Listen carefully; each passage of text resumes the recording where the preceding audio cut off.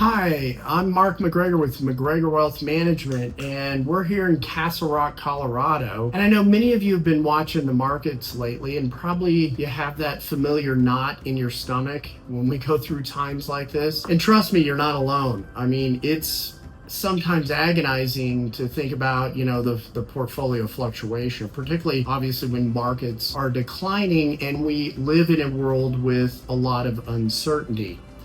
Now, obviously, many of our clients have been asking the same question, Mark, how do I protect my retirement savings when the market seems to be so unpredictable? Really, today, what I want to do is just kind of share 3 key strategies that I can help you, or I think will help you navigate market volatility with confidence. So first and foremost, I think really what we have to step back in and really understand market cycles. So first, let's talk about market cycles. Here's something that might surprise you. This market volatility that we're experiencing today and we've experienced over the last few years, it's not abnormal. It's actually the market working exactly as it should. So if you look back the past 40 years, we've seen the market decline 10% or more about once every 2 years on average. Yet over the same period, the market, or the S&P, has delivered an average annual return of over 10%. And let's go back 23 and 24, we had exceptional returns for the S&P 500. So think of it like Colorado weather. We know that we'll have snowstorms in the winter, we might have hailstorms, we've even had some tornadoes, but that doesn't mean we stop planning outdoor activities for the entire year. The same principle applies to your retirement planning. So what do I tell my clients? The question is whether we'll see market downturns, and really it's not if we'll see them, it's when we'll see them and how significant might they be. So obviously we want to be prepared prior to those events happening. And obviously the families we work with sleep well at night during market turbulence, because they understand the short-term volatility is the price we pay for long-term growth. But further than that, there's strategies that we can incorporate into our portfolio. So it's not just buy and hope, but it's really understanding the strategies to help de-risk the portfolio. So think of it like a baseball team. If you hired all home run hitters, it would be awesome when they hit those home runs. I mean, it's exciting to watch, but most home run hitters don't hit home runs that much. And in fact, a lot of them don't play good defense either. What we need to do is build a team that can hit singles and doubles and play good defense. Yes, offense is important, but defense wins games. It creates consistency. And it's the same thing with your retirement portfolio, especially as you get close to retirement and you're now taking income from it. So let's say you're 15 years from retirement. A market dip might look as an opportunity, and it should, but again, if you're 5 years from retirement, we need a different strategy altogether. That's where planning makes all the difference. See, if you have the goals, you understand your objectives, you know where you're going, then the plan takes care of itself. And what you need to have in place in that plan to defend against market declines when they occur really will dictate back up what your risk tolerance is, what your objectives are, what your income need is, and what you think your time horizon is in retirement. Retirement planning would be really easy if everybody could tell me when they're going to die, but we just don't know that. Obviously, we all understand the power of diversification. So let's talk about it a little bit. Diversification is not really what most people think about. True diversification isn't just owning different stocks or not having all your eggs in one basket. It's layering multiple strategies of protection for your financial future. And it's really looking, I think to some degree for some people, it's kind of outside the box, but we really have to look at other things instead of just traditional stock bond type allocation. And I know at McGregor Wealth Management, we look at diversification across 3 dimensions. Asset diversification means spreading your investments across stocks and obviously validating, are we properly diversified? Do we have the appropriate type of bonds in the portfolio if we need them? And then what are the alternative or other asset classes that don't move in the same direction. The good news is, in this environment, in this world of new technology, new innovation, there's a lot of great tools that we can use to de-risk the portfolios and ultimately create more defined outcomes, especially with income and drawdown or loss protection. Now, obviously, we have time diversification. How do we get around that, especially if we're close to retirement? We don't have time to recover when we're taking income. Well, we like to compartmentalize people's money, or look at it that way, in buckets. It's not a new strategy. This has been around for many years, but it's really those buckets have different time horizons. So money you might need in the next 2 years should be in a very different place than money you won't need for 15 years. Now, obviously, we also have to look at the threats to your retirement. And we believe one of the biggest threats to your retirement coming, and it's not today, but down the road, is going to be taxes. Tax diversification is often overlooked, but it's crucial. Having money, yes, in traditional 401k, Roth accounts, taxable investments. That gives you flexibility to manage your tax burden in retirement, regardless of what tax laws bring. But obviously, where we see most people, they have too much in the tax deferred bucket, and they have very little in the tax-free bucket. And obviously, there's some people that have an exorbitant amount in a taxable bucket, tax as you go, 1099s, that sort of thing. So here's an example. Last year, when inflation concerns were driving market volatility, one of my clients called me worried about her portfolio. Because we had structured her investments with proper diversification, while her stock holdings were down, her inflation-protected bonds and alternatives, and she did have some real estate investments, were actually performing well. So instead of panic, she felt confident in her strategy because, again, she had things that were de-risking the overall portfolio. Therefore, she could not fall off the cliff and derail her retirement with a big drawdown in her portfolio. But maybe she was down 2 or 3%. But then ultimately she can get back to break even and back into compounding much faster.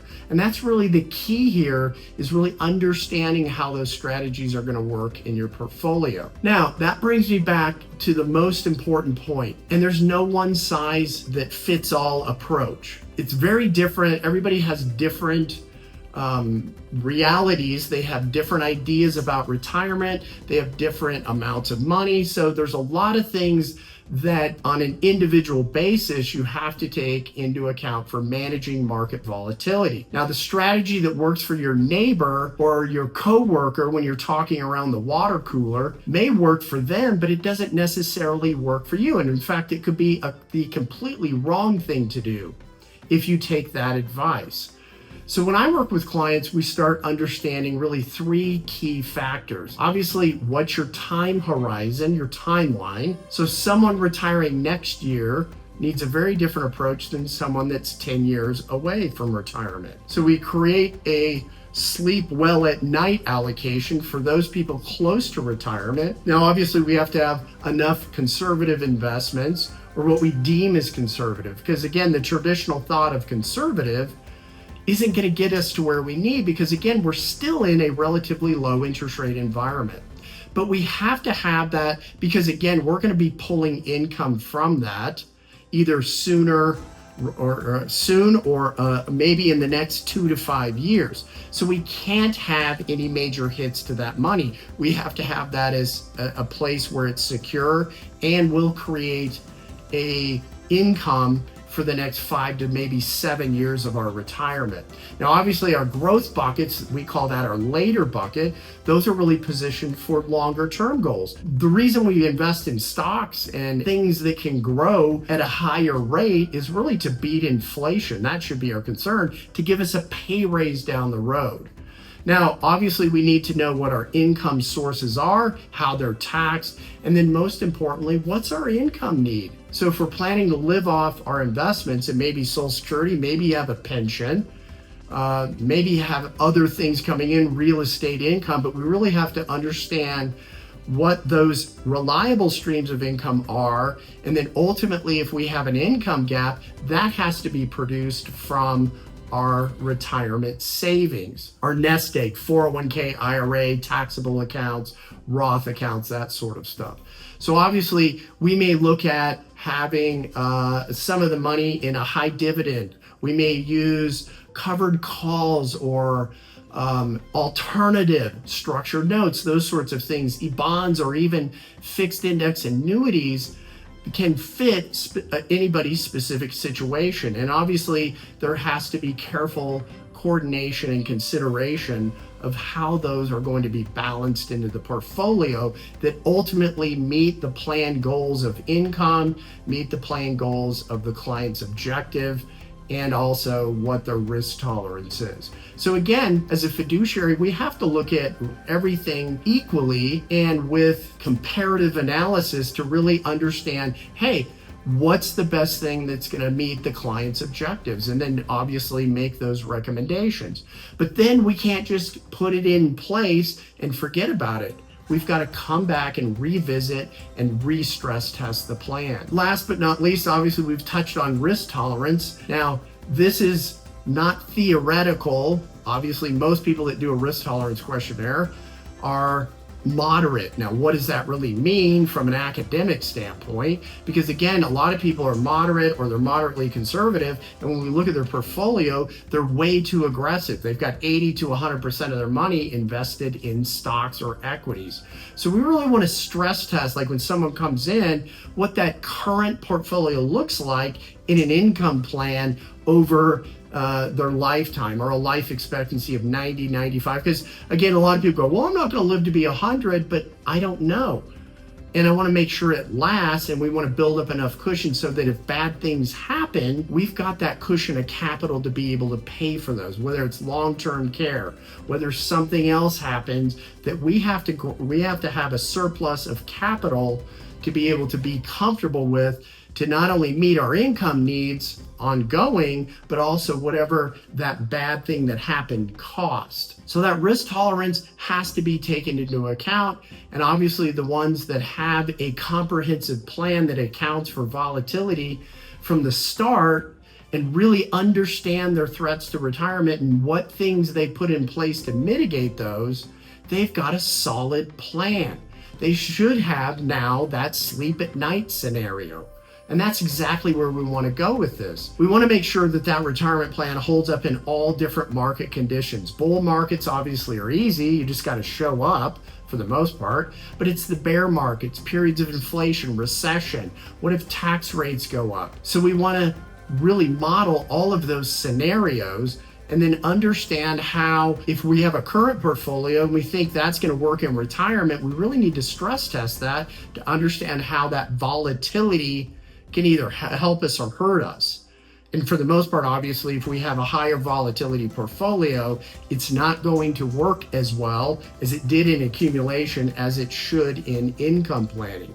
It's really de-risking the portfolio and managing loss above all else. But then beyond that, it's also those emotional knee-jerk decisions that we have a tendency to make. So a lot of times we have to talk people out of the trees and have appropriate counsel to keep them in the ball game. Again, we may have 1 foot in and 1 foot out. It doesn't mean we're risk on all the time. It can't be that way. The point is, it always comes back to you following your plan, you following your goals, you following those objectives. Look, we can't eliminate market volatility. It's just a fact of life. But what we can do is help build a financial plan that is designed regardless of what markets throw at us. And if you're feeling uncertain about how your retirement plan would hold up during volatile times, I'd encourage you to reach out. Schedule a complimentary portfolio review. Maybe it's just a conversation with us. Maybe it's a Zoom call. Maybe it's an in-person appointment. But really, we want to look at how your portfolio might perform in different scenarios.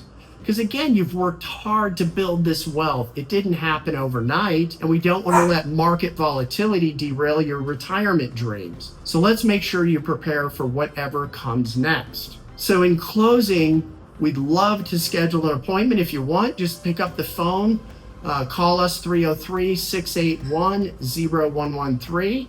or go to our website, McGregorwealth.com. Because remember, good planning today leads to confidence tomorrow. Thanks for watching, and hope you have a wonderful rest of the week.